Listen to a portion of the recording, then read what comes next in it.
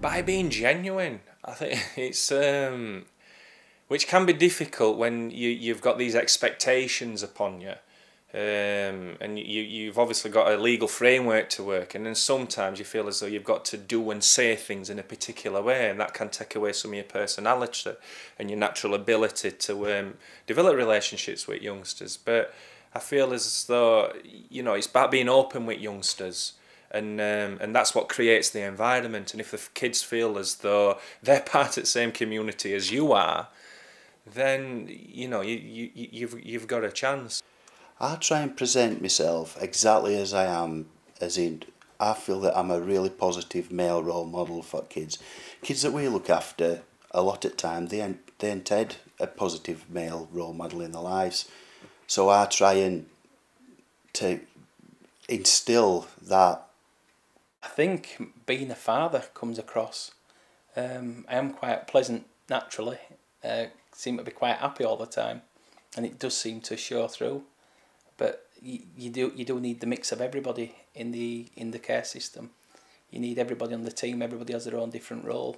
Being a role model means that you're human and that we do make mistakes, and I think if it's appropriate to the young person, using your mistakes and your experiences to discuss that with them, to kind of make them realise that you've overcome things in your life as well, and that they're not always, don't have to feel alone. I'm not afraid to actually open up and share some of my past experiences. That is pretty much what makes me the worker that I am. I share past experiences, I can relate to the young person, I can relate to their interests, their likes, their dislikes. As you go along, you do develop these relationships, and eventually they might dislike something that you dislike. That's where I have to be the role model and say, this is right and wrong, particularly when it comes to the dislikes, because I might really dislike something they're doing, but I dislike it because it's a boundary that they're crossing. But when it comes down to it, the needs, you know, they're just basic needs that a lot of times they've missed out on. They've missed out on that early, that nurturing from an early age, and that there's been a massive void. Perseverance. I think an adult role model, it's okay you turning up day in, day out, on time, clean clothes, obviously clean, you've had a shower, you brush your teeth. You can do that daily, and it's perseverance. I remember once going to a school meeting, and the young girl that I was going for didn't know I was going, went to a school meeting, came back, she says, "Oh, you're dressed up, where have you been today?" I said, "I've been to your school meeting." And she looked at my clothes and she says, "My mum went in her tracksuit, what does that say?" And to me, that is the difference. Show the young person that they're worth you getting dressed up for. And I think that's a positive role model.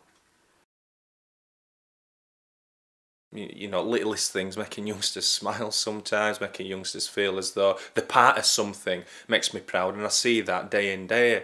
It's all about planting seeds sometimes, and you don't get to see that seed come to fruition until they're in later life. But I think it's seeing kids, for instance, that's, I don't know, if you like, socially excluded, and seeing them work their way back in. I've had kids that's been out of school for so long, and seeing them put that school uniform on for first day, and knowing that the team's enabled that to happen, and then seeing them go to school and sit exams, that makes me proud, because I feel as though they are starting to become part of their community again.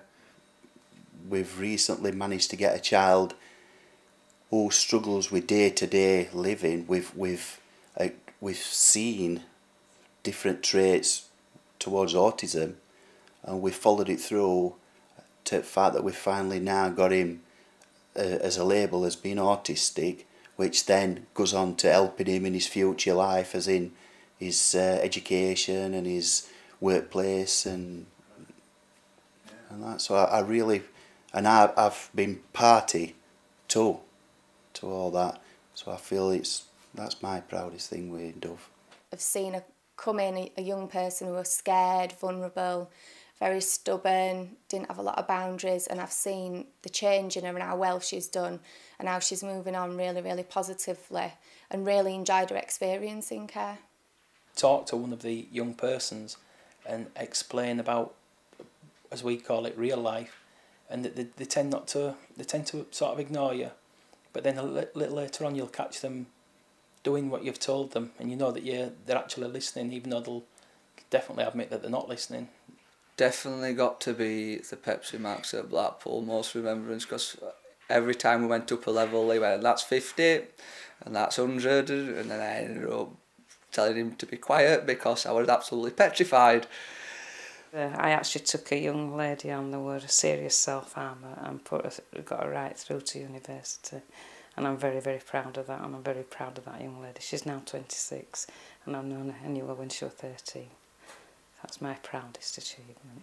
The young people making a success of themselves or achieving something, that's when I feel proud. When the young man I worked with for nearly 2 years and had the most horrendous time with us going through Crown Court and everything, rung me up, which he does quite often, and asked for advice for what he would say at his interview to get into Leeds University. If you get a child to even be able to apologise when they've never said they're sorry, that's a big achievement. So there's lots and lots of small measures that you can make, and I just think the big achievements are not always the best.